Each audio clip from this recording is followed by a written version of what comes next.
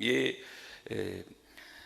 میں پڑھ رہا تھا کہ ہارون الرشید حضرت داؤد تائی کی خدمت میں گیا رحمۃ اللہ تعالی علیہ، تو جا کے نہ کہتا ہے حضور ان کو نصیحت کرو.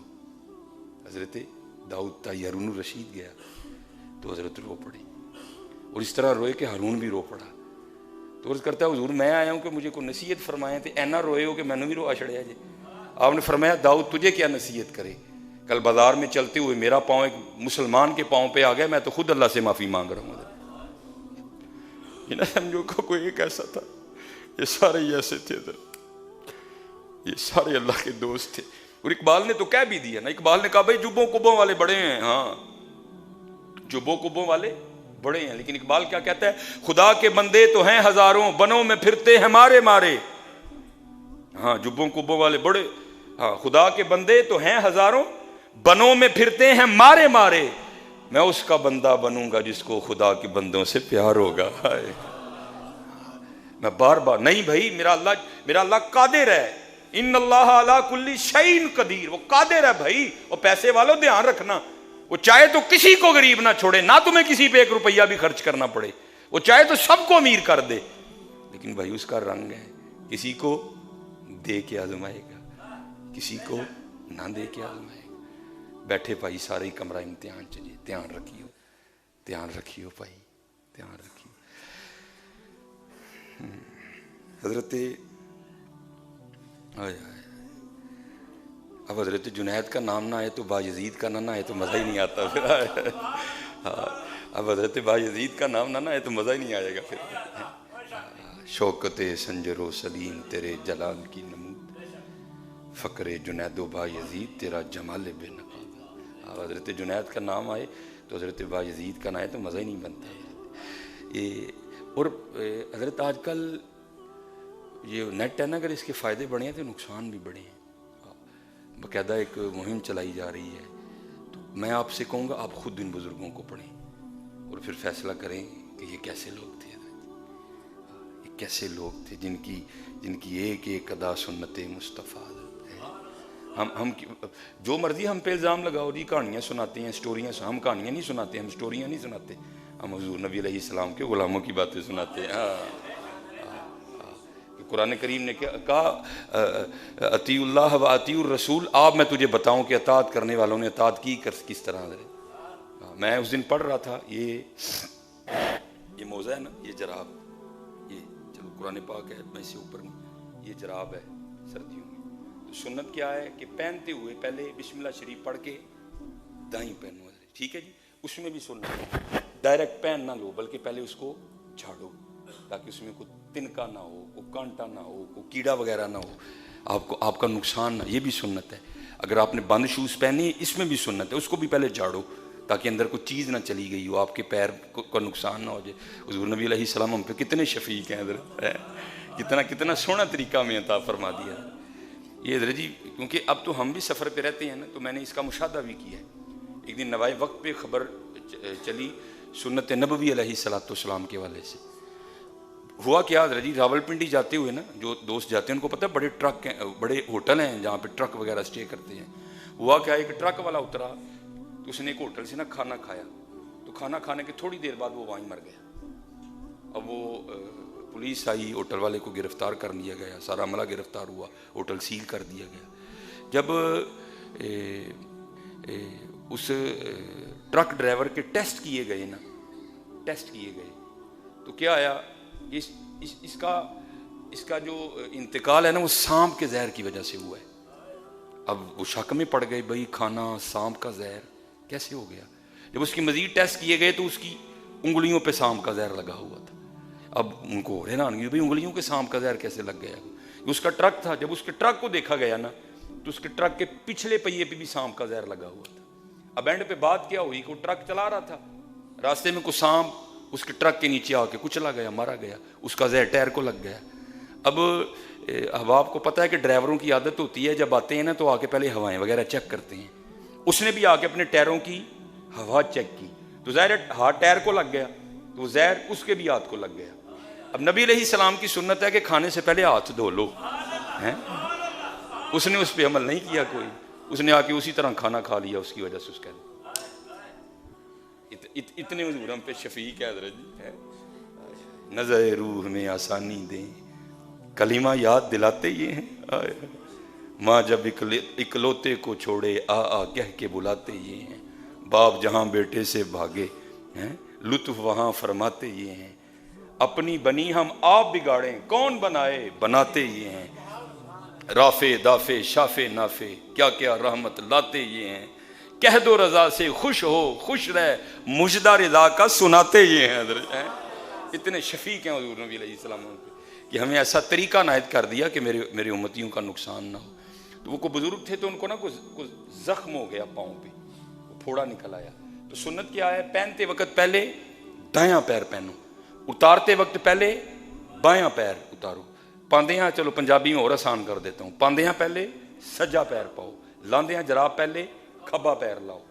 اب وہ اللہ کے دوست تھے, حضور نبی علیہ السلام کے غلام تھے, وہ جس کو ہم جرا کہتے ہیں, وہ جرا نا حضرت کا زخم دیکھنے کے لیے آیا. تو حضرت نے نا وہ اوپر موزے پہنے ہوئے تھے, تو آ کے حضرت کو عرض کردہ حضور لاؤ پھر موزے. میں کھبا موزہ اتارا تو وہ جرا جو ہے نا وہ عرض کرتا ہے حضرت اس زخم سجے پیر ہوتے ہوئے تو ہی کھبا لان دے. فرمایا بھائی زخم تے سجے پیر تے بھی محبوب دی سنت تے کھبا لانا ہے نا. زخم تے سجے پیر تے بھی وہ محبوب دی سنت تے کھبا لانا ہے نا. یہ کسے کہانی ہے؟ یہ حضور کے غلاموں کی باتیں ہیں. وہ لکھا ہے کہ حضرت بایزید رحمت اللہ تعالی علیہ حضرت شب بیدار تھے, ساری رات آپ نوافل, اگر سردیاں تو اندر, اگر گرمیاں تو سین میں. یہاں تک لکھا ہے حضرت بایزید کے لیے کہ جب حضرت کا انتقال ہو گیا نا تو آپ کے جو ہمسائے تھے نا وہ رات کو چھت پہ چڑھے. تو حضرت اس وقت لائٹیں وغیرہ تو نہیں نا ہوتی تھی, ٹھیک ہے, اس وقت تو چاند کی روشنی تھی.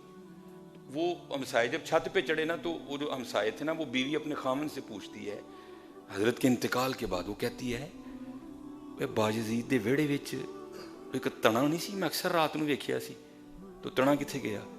تو رو کر کہنے لگا او پگلی وہ تنا نہیں تھا, وہ تو بایزید تھے جو ساری رات قیام کیا کرتے تھے, ساری رات قیام کیا. تو اندھیرے کی وجہ سے اسے تنا سمجھتی رہی ہے, وہ تنا نہیں تھا, وہ حضرت بایزید تھے جو ساری رات قیام کیا کرتے تھے. والذین یبیتون لربہم سجدا وقیاما.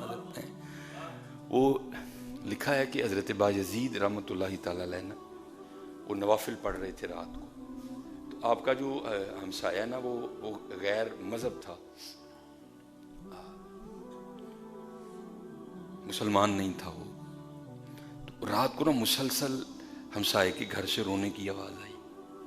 تو حضرت عبادت کرتے رہے, لیکن آپ نے کہا نہیں, اس وقت دروازے پہ دستک دینا غیر مناسب ہے, صبح دیکھیں گے. جب دن چڑھا نا تو حضرت بایزید نے غیر مسلم ہمسائے کے دروازے پہ دستک دی. تو اس وقت تو جو غیر مسلم تھے نا حضرت, اب تو شرم و حیا کا ہم نے جنازہ نکال دیا حضرت. نظر آئیں چند بے پردہ مجھ کو بیبیاں, اکبر غیرت قومی سے زمین میں گڑ گیا. میں نے پوچھا بیبیو تمہارا پردہ کدھر گیا؟ کہنے لگیں عقل پہ مردوں کے پڑ گیا. اب تو ہم نے غیرت کا جنازہ نکال دیا, ہم نے غیرت کا جنازہ نکال دیا. اللہ معاف فرمائے. ہماری بچیاں ہمارے سامنے اس طرح کہ انہیں دیکھتے ہوئے شرم آتی ہے. اللہ معاف فرمائے. اب اپنی بیٹیوں کی ٹانگیں ہم نہیں دیکھنی ہیں, اب اس سے آگے میں نہیں بول سکتا. کیسا ہم نے شرم و حیا کا جنازہ نکال دیا کہ کیا کرے. ہماری بیٹیاں حضرت جی تو ہمارے سامنے اس حال میں آتی ہیں کہ سمجھ نہیں آتی ان کو کس طرح دیکھیں.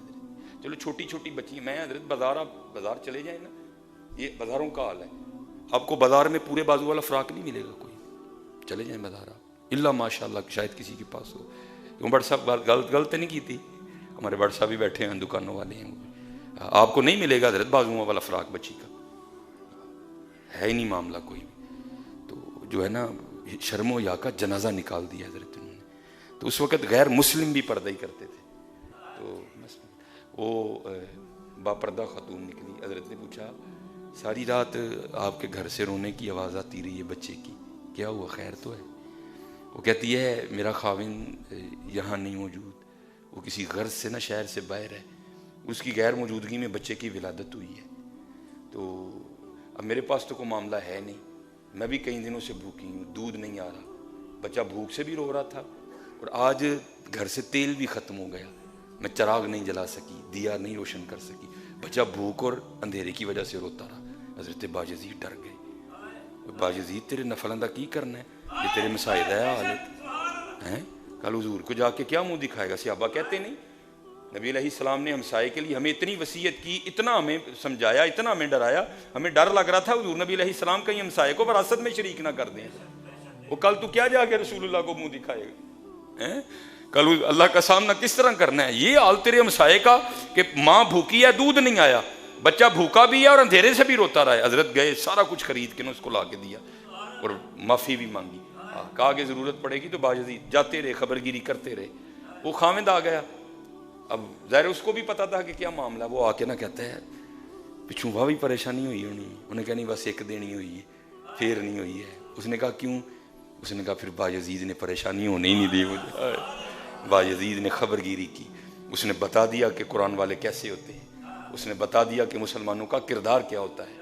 وہ لکھا ہے کہ وہ نا باجزید رحمۃ اللہ تعالی علیہ کا شکریہ ادا کرنے آیا، حضرت باجزید اس کے سامنے رو پڑے، او بھائی میں دس تو انہوں معاف کر چھڑے ہیں نا، تو دس تو انہوں معاف کر چھڑے ہیں نا، اب بھائی تیری بیوی بھوکھی رہی، دودھ نہیں آیا، بچہ بھوک نہ رویا، پھر بچہ نیرے نہ رویا، میں تیرا ہمسایا ہاں، معاف کر چھڑے ہی نا میں نے۔ وہ کہتا ہے حضور معافی موفی دی گل تے بعد چ کریں گے، پہلے کلمہ پڑھاؤ، پہلے